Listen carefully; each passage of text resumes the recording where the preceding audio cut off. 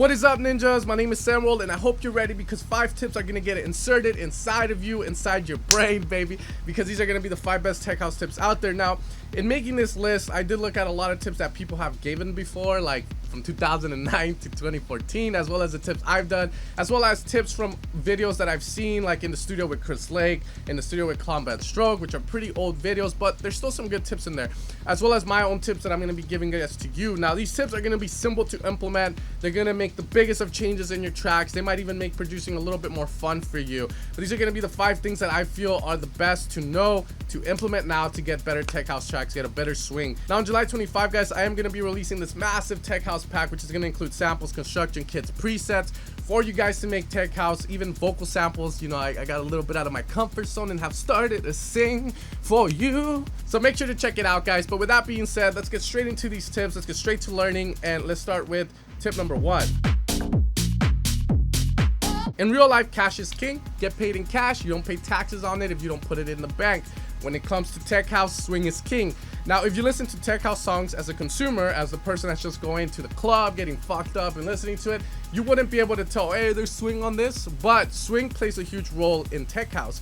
And one of the biggest mistakes I see a lot of people do when they decide to make tech house is that they put all their drums on the beat, on exactly on the grid, and it sounds good, but you don't get that loose, that swaggish vibe to it. Imagine someone just walking normally like a, you know, like a robot, and then imagine someone walking with swag, with some sunglasses on at night, and just like moving like, ooh, you know, this guy knows what's up, he's good and bad. Now, so what we're gonna be doing here is pretty much implementing swing to the drums, and it could be as simple as volume automation to your drums at select intervals of the rhythm. It could be off timing them a bit, you know, putting them a little bit ahead, a little bit before, delaying them, shortening your drums. These all play a huge role. So here's an example on how to do it inside of Ableton. Ableton's gonna have a lot of cool things like the swing parameters, the delay parameter, so that you can get that swing in your tracks. All right, guys, so tip number 1 is gonna be swing. Swing is king when it comes to tech house. The purpose in tech house is that tech house is a very swingy genre. So right now I've made a quick little drum loop for you guys to listen to. Again, this is all from the sample pack coming out at the end of July, July 25, so 10 days from now. So if you guys like what you hear, make sure to check it out. Now here we have this little loop.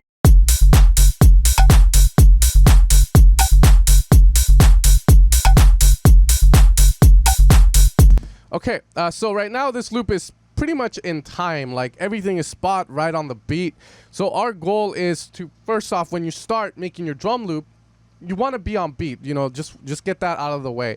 Once you have your whole drum loop complete, it's time to give it a bit of swing. Now, the first thing that you can easily do to just start giving swing is to access the delay feature inside of Ableton, which can be found over here at the bottom right. It's the D. And this is going to bring up this little feature next to your channels. Now, here we can go negative milliseconds and up milliseconds. Now, the first thing we're going to be doing this is to our clap. Now, if we hear the kick and the clap first together,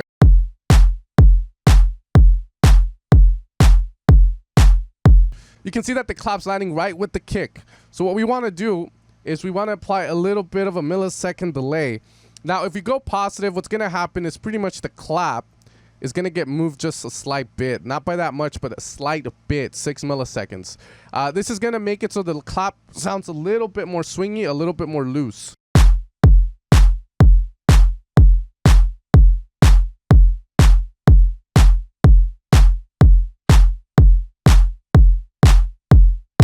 Over doing it, you can see that's how it sounds like. Now, we can also go negative if you want. But most of the time, people are going around 6-7 milliseconds. So now when we have that,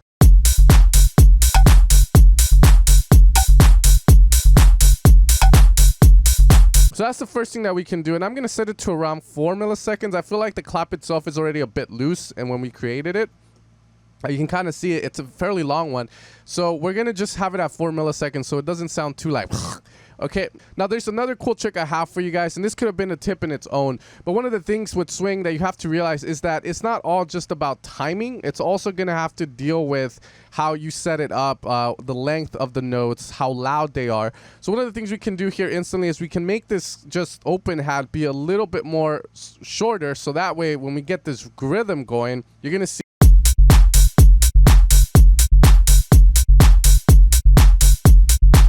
you get a little bit more swing at it. An extra feature if you want to do it. Here, it's going to be the normal route.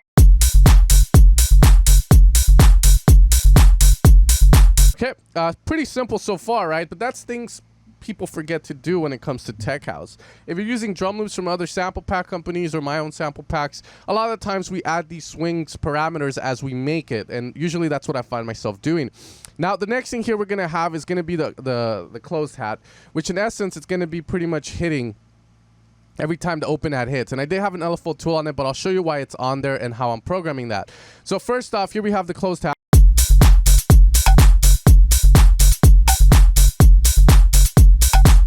Okay, now the next thing we have is going to be our closed hat, and when pretty much getting it together with a Control J, which consolidates the audio together, now we can apply groove on it. Now, by clicking groove here at the bottom left, this is going to open up your groove swing presets.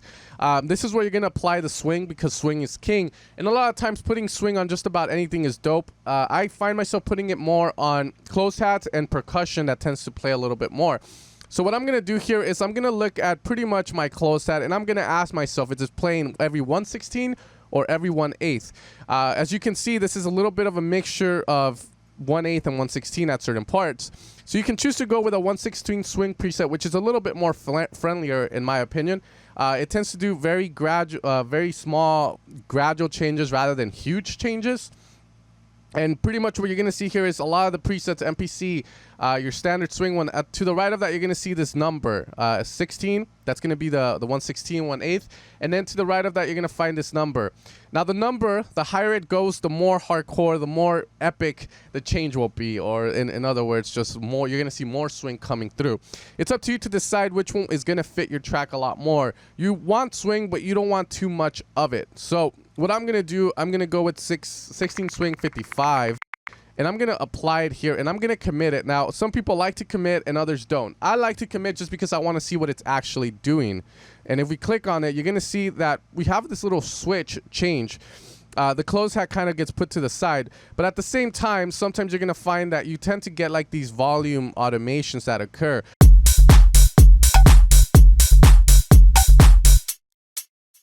There's this little blue line here that indicates that volume change. If we bring up the velocity, if there was some way, I think I can go into the volume automations of this. This is pretty much the volume automation that is happening in that swing.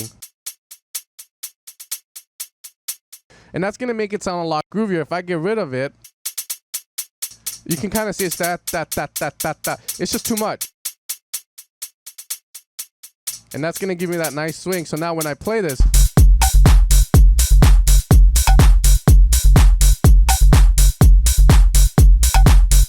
okay, that's going to do that. Now, the reason I have the LFO, guys, is just that I don't like my closed hats playing with the open hats. With the 909 drum machine, what would happen is if a closed hat and an open hat played at the same time, the closed hat would shut off the open hat. So the open hat had like this sort of gate. However, I want to do the opposite here, as I find myself a lot of the times when I make a closed hat rhythm that I have in my head, a lot of times I think the closed hat should hit that. But if you think about it, the closed hat and the open hat are pretty much covering the same frequencies. They're in the same bar range. So if you get rid of this, the rhythm will stay the same even with the closed hat playing. So a lot of times I just find myself doing this little automation in LFO to a 1/4, and I always make sure the offbeat hat area here is ducked off. If you didn't have an open hat and you just had closed hats, you wouldn't do this. If you want to go the standard route of the 909 drum machine, then you would have to set up a gate so the open hat closes whenever the closed hat hits. So a lot of times you might find this is going to be the issue there, where the open hat is super long and then the closed hat comes in. You don't want that open hat release, this part here after the main hit, to kind of overlap with this one, because it sounds a bit messy and it kind of takes away from the groove, the rhythm. Now, the last thing we're going to apply swing is just to this little percussion loop, and fast, we're just going to consolidate it together. I don't know why it's called oh, well, that's the claps. Sorry, the percussion loop is right here. So we're going to consolidate that. And then you can just put the same swing if you want to it, commit it, and you can see it really doesn't do that much. So let's get rid of that, and let's see if we can find another swing to add to it, a little bit of a crazier one. And we're going to commit it, and you can see now we got this kind of pushed forward a bit. So instead of landing right on the 1.34 or this area, now we're landing somewhere in between. Let's see what that does to our rhythm.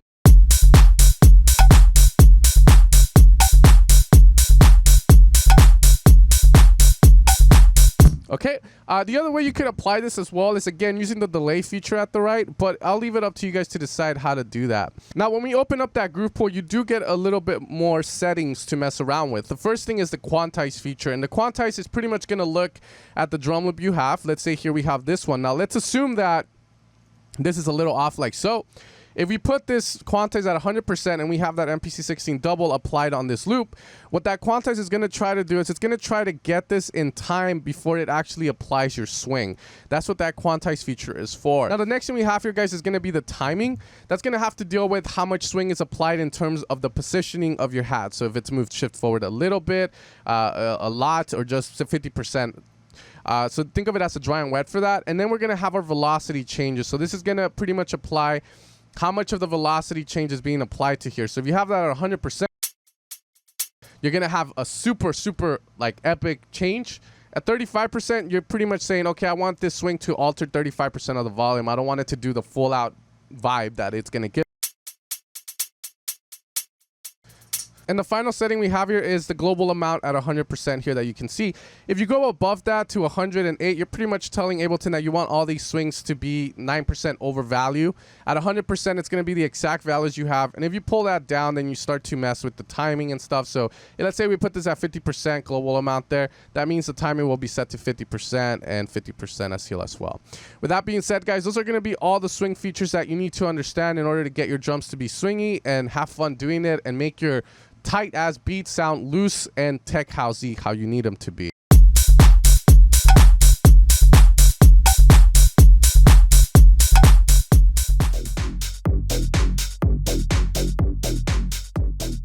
One of the reasons a lot of people don't like tech house and techno is that it's very repetitive. If you're coming from big room and trap, essentially you're going like, where's the drop? Why does it all sound the same at every stamp interval? What these people don't understand is that this music is meant to be a loop mainly. It's a loop-based music that essentially is meant to give you in a groove. If you can dance to it for a minute long, you know, that's the good thing. It's club music. We want to be dancing the whole time. We don't want to fucking be like waiting for the drop, getting down low, and then you get my drift. So there's nothing wrong with it. However, there is something wrong when you hear a track that's literally an 8-bar loop and they don't spice it up a bit. So the key thing with tech house is that you want to have that loop vibe to it, but you want to add slight variation to it. Now, these slight variations are simple. You can easily make your drums be a little bit shorter in the intro and then have them blow up, explode, climax in the drop where they open up, legs wide, you get my drift. Other things we can do is slowly manipulate the synth. Maybe the synth will be playing one note at a time and then you'll start to incorporate melody. The vocal, you can have it come in at the second part, maybe, you know, 32, 33 bars in, 2 minutes in. That's other stuff that we can do. Same loop, but you're just adding to it. And the biggest mistake I see with this is that a lot of people tend to add too much too fast in tech house. So that's one other issue. But right here, I'm going to show you guys how you can kind of progress the track with slight variations, with little things that will accentuate your track. Because at the end of the day, it's meant to sound like a loop, but you do want to spice things up by gradually changing stuff. Alright guys, now for the second example here, I've added a couple more things. I've switched out the bass and I've added a vocal from the pack and also this little synth loop from the pack.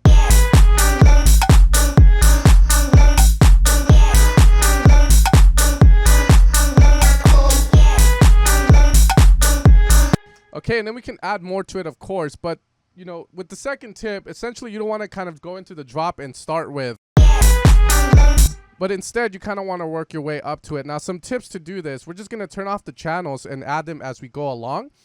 But the first thing that we can do is, first off, we want stuff to gradually change over time rather than trying to like add like various different amount of ideas to a song, because you got to stick to a theme. So one of the things we can do, the first one, is just make the drums not sound so hype and so strong. Gladly in Ableton, if we click on any drum loop and we go to the bottom left, we're going to have beats mode usually by default. Below that, we're going to have preserve transients.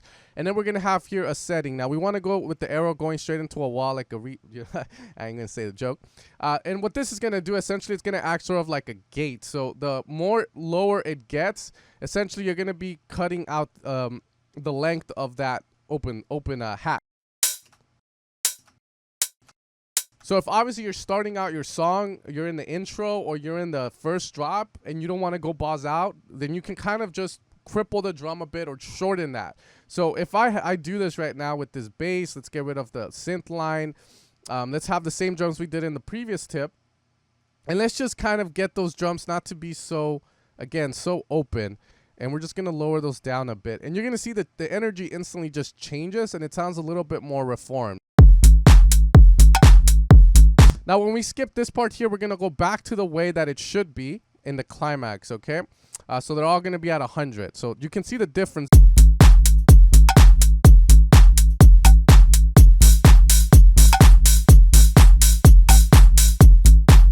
Okay, so you kind of get the idea there. That's going to help in just creating that nice little transition. This is a very slight variation, nothing crazy, but again, it's going to help in just getting your song sound different throughout the whole song without changing much of your idea and increasing energy as you go along. That's a great tip that I learned the hard way, let's put it that way, because a lot of people have tech house songs that just don't increase in energy and they're always around the same. Another cool thing, as you guys already know, is that you, for your breaks and your build-ups, you can shorten the drums, you can add EQ on them, you can get rid of highs, you can add reverb to kind of soften them a bit. Those all other techniques that you can do. I've talked about those in other videos on creating tech house build-ups, which you can find on my channel. So for that, I'll just leave it at that. Now, the next thing is we're going to start to add like the vocal and whatnot. So one of the things in your song that you can do when you first drop is you can definitely just start with. Okay, and as we progress, obviously you're going to bring in your vocal.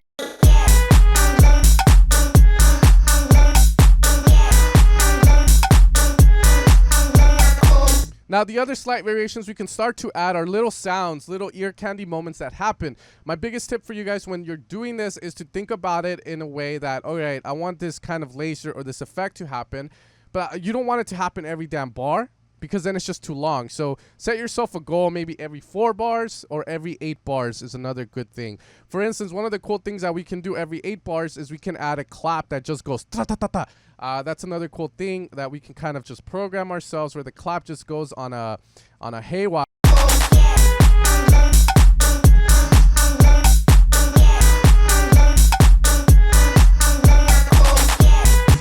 Okay, other things is that we can start to add little effects. So in the pack that I am making for you guys, again, I know I'm kind of promoting it a bit too much, but you know, again, this is the best way to support my channel, guys. I don't like promoting stuff hard on, so I'd rather give you guys free content, techniques. If you have these sounds already and you can make them yourself, no point in buying the sound bank, but I do want to put it out there that this will be coming out.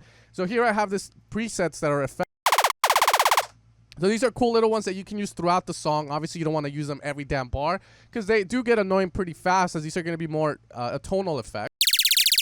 And they can definitely hurt ears.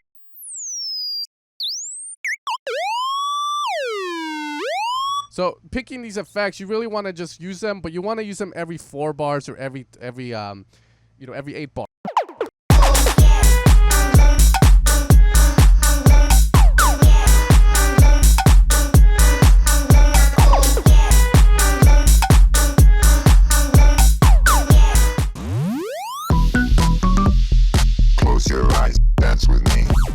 So having a good tech house track has to have a bit of bounce to it, but at the same time, one of the things that you can do is you can bounce down your synths. A lot of you guys will be using presets from Silent Serum. Some of you guys may be using samples already. Chris Lake, he has a YouTube video up where he's in the studio with this guy. He should have hit me up instead. I don't know why the fuck he went with that guy, but in essence, he shows one of his songs, and if you look at it, it's super sampled based. Now, Chris Lake has gone on to say in that video that he uses a lot of samples for his stuff. However, if you're the type that likes to use presets, that is totally fine as well. It's just different vibes of producing. Presets will give you a little bit more control over the sound design of the sound when you're not stuck to it completely. However, if you bounce it down, some possibilities open up. The first one is that you can time stretch the sample, you can down pitch it, and that creates weird vibes to it. It's different than going from a high G on the synth to a low G. Here, if you go from a high G and you pitch it down to a low G, you might slow down the sample, you might introduce artifacts, you can play around with the Compass Pro inside of Ableton. Other things, you can reverse it, so doing this in Serum or Silent would be a little bit hard, as you would have to increase the attack to create that vibe, but then if it has reverb, you're not going to get the same vibe, so you get my drift here. You can do a lot of cool stuff with it. Granular synthesis is another option that becomes available once you have an audio sample instead of a Serum preset. So in this tutorial here, I'm going to be showing you guys an example of that on how you can manipulate little effect shots to sound better. Now, the third tip, guys, is going to be to bounce down your synth lines. And this is going to open up a lot of things that you're going to see. So here, we really don't have any presets besides the Serum presets we added, the little effect shots we added in the previous in the previous tip. So what I'm gonna do is I'm just gonna bounce these guys down. The way to do that, if you want, you can just make an audio and have these channels go into it. Now I'm gonna group them up just to make my life a little easier, and I'm just gonna call this like effects. Gonna close that. We're gonna go into here, and then we're just gonna go to that channel, the group channel, which would be channel 11. Once we have channel 11 selected, we can do post mixer, post effects, or pre effects. Now, if you want these signals to be dry as hell, you don't want the reverb to be a part of it, then I do recommend that you guys turn off the reverbs if you have any on them. However, if you don't care and you want to do some cool stuff with the reverb added onto there, that is fine as well. It's just preference if you want to go dry or you want to go wet. And in my experience, wet is always the way to go. Okay, so I'm going to record this.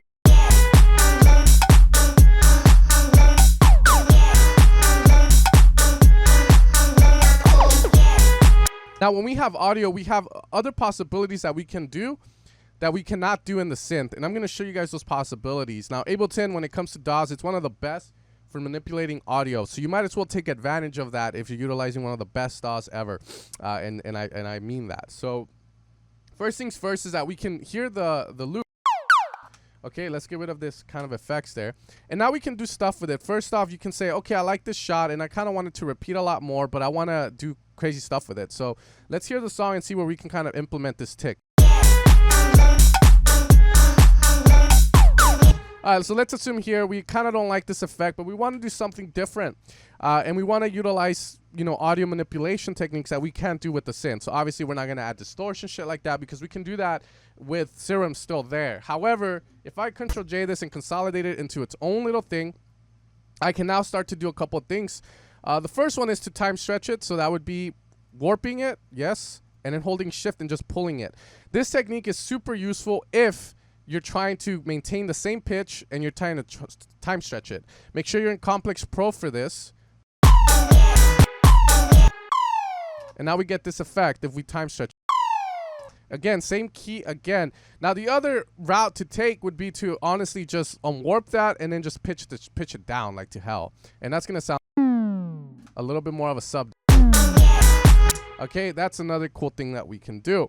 Again, I prefer the time stretch technique, as you can get some really intricate artifacts, and artifacts just means stuff that you don't want, stuff that's not part of the sound, but that just appear due to doing extreme things, let's put it that way. Like when you distort reverb, you get a lot of artifacts, a lot of texture, however you want to look at it. So we're going to just go back to warp. Now, the other thing we can do is repitch it or apply a bit of granular synthesis.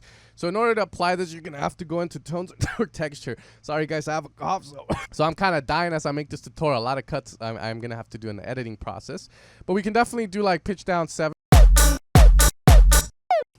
With the warp, we can actually add texture as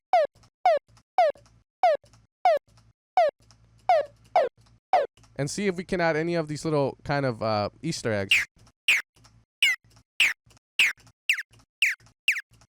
You can see the texture here works a little bit better.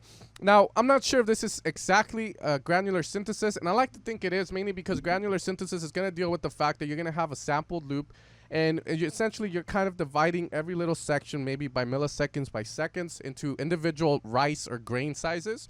And then the flux is going to modulate them, so they're going to play at different times. That creates a really cool kind of effect sometimes. It's great for adding texture and creating glitchy kind of sound. Okay, so we get that, which sounds like a little bird. That sounds pretty cool, little birds. And then we can just kind of time stretch that, hold shift down again. So that kind of gives us that effect. Now from here, you can choose to go like, all right, I like that. You consolidate it. Now you have this. Now here is where you can kind of now decide to warp this. So we can say, okay, I like that, but I want it to be in time. So here we can kind of choose to make this more in time. So I'm going to do that maybe. And then maybe make this here. And, you know, vice versa, you can do a lot. If you kind of say, like, you know what, this has to be longer, then you can definitely just unwarp it and then try to time stretch it. So we're going to warp it again. And now we're just going to time stretch it beyond an interval. So it's going to sound. Okay, and then we can just Control J that. And now we're going to have this. So now we have a little bit more to play with. And we can definitely start to get stuff to be a little bit more rhythmic if that's what we want. So this becomes a little hard, as you can see, just because you have so much going on. Here, again, we do have access to that transient, so we can kind of make. So we can do that. So now, so maybe let's have it like that. And now we have that nice little thing there. Once I have that, we can again consolidate that, Control J, and now we can make it lower pitch. And that's going to open up the doors for more creative manipulation of your synths. This opens up, again, the possibilities by a lot. Now let's undo all this and look at other things that we can do. Let's assume here that we have what we started off with, which is going to be the other things you can do is, let's say you want to create a pre to that. We can definitely grab this guy, Control Copy Paste, and then just reverse it. So that's going to...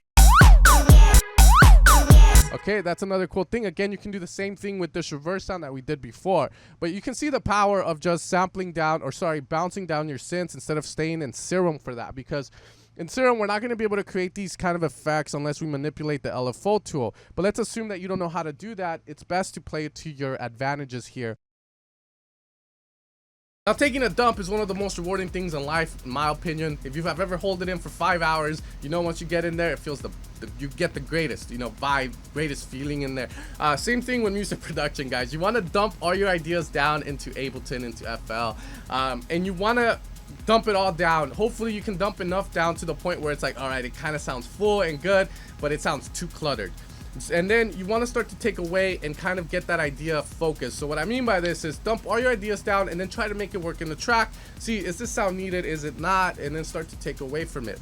If you have too much stuff going on in your track, it's going to sound cluttered. You're not going to let the rhythms vibe, breathe. You're not going to let them shine. If you have too little, it's going to sound empty. So you got to try and find that balance where you have enough, but not a lot to the point where you can't get your mix loud, your master proper. It's a lot easier to get something with like 5 crucial elements to sound loud and powerful than to get like 20 things and trying to get them to all fit.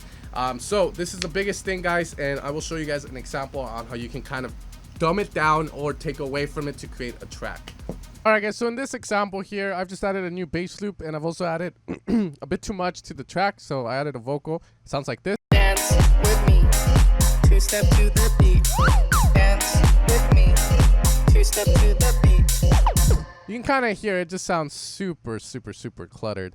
Okay, so what we're gonna do is just take away from the ideas that we have. First off, we have this nice little synth loop. I don't even know that's in the fucking right key, I'm not gonna lie. But we have that guy. Now, that guy is taking up a lot of space. It's pretty much going to be taking up, as you can see, this whole bar here. So I have to kind of look at the vocal. The vocal's hitting. Dance with me, 2-step to the beat.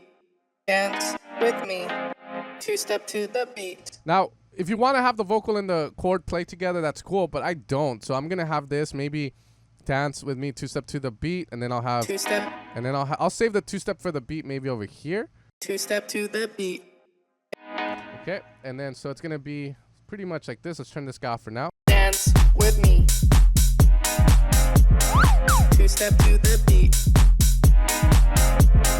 Dance with me, 2-step to the beat. Okay, pretty simple now. Now the next sound we have is this guy.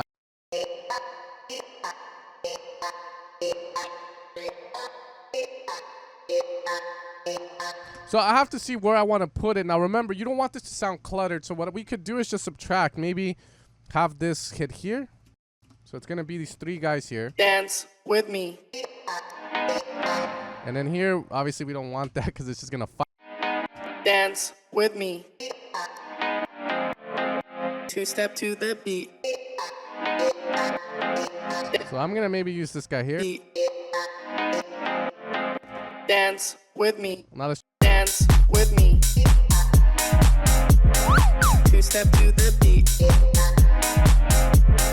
Dance with me, 2-step to the beat. You can see this guy kind of comes in too soon. We could always just go and say, hey, you know what? Just repeat that. But in essence there, I'm kind of taking away because before that, I just sounded too cluttered, as you guys saw. Now we have something more of a call, response, and this fucking guy trying to ruin the response. But hopefully that makes sense in just taking away from the idea. Dump all your ideas and then start to kind of see, what can I keep? How can I arrange this to make it make more sense, to preserve the rhythm rather than having everything sound so damn cluttered. There's nothing wrong with having this go like this. with me.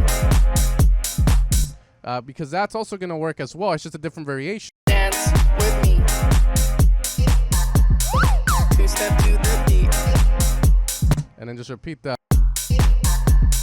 Dance with me. Two-step to the beat.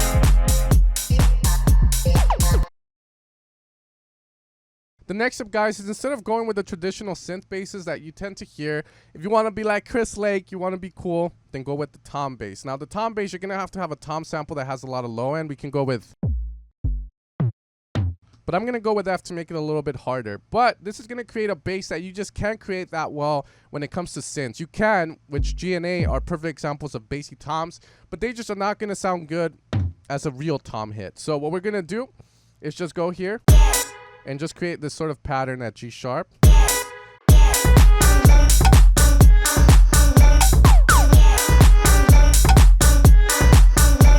So let's simplify this down to just an offbeat.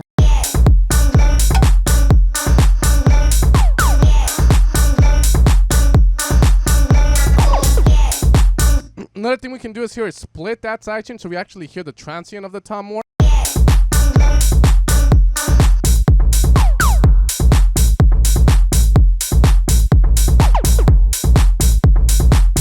Now, that's one example of using a tom. A better example would actually be going with that G instead, setting this to G2 maybe.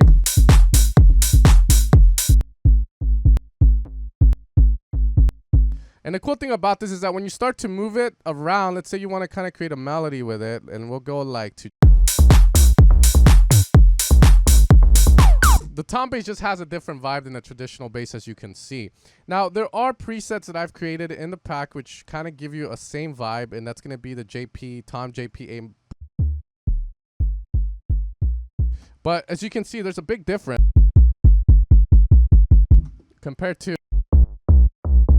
This just has a lot more grit to it, a lot more badass vibe to it. So it's up to you to decide whether you want to go with a tom style bass like Chris Lake did it. I saw in the studio video. I thought it sounded pretty good. So just keep that in mind, that that's one option you do have. And I think if you're trying to make that kind of style, it's better to go with a tom sampled, turn it into a bass rather than going with a traditional synth bass. And those are going to be my 5 tips for you guys. Now, with these kind of videos, what I'm essentially trying to do is I'm trying to figure out where most people struggle when it comes to tech house, and what are some tips I can give to you and examples to kind of help you get out of that rut. And hopefully with this video, I helped some of you guys out. There's a lot more tips out there that we can definitely implement, but these are going to be the best 5. In the future, I might make another video, 5 more tips for you guys. Let me know in the comments down below if you have any tips that have helped you create better tech house. It could be as simple as, you know, using a square bass instead of a sine bass, and vice versa. But as always, guys, if you want to support my channel, evilsounds.com is where it's at. The Dirty Chicken Volume 2 pack, which is not going to be called that, but the Tech House pack will be coming out on July 25. It's going to be one of the biggest packs I've released this year, and it's going to be your haven for creating amazing tech house. So make sure to check it out, support my channel, support my sound design work, and I'll catch you guys next time. Take care and have an amazing, techie, swingy, dumbed down, shitty...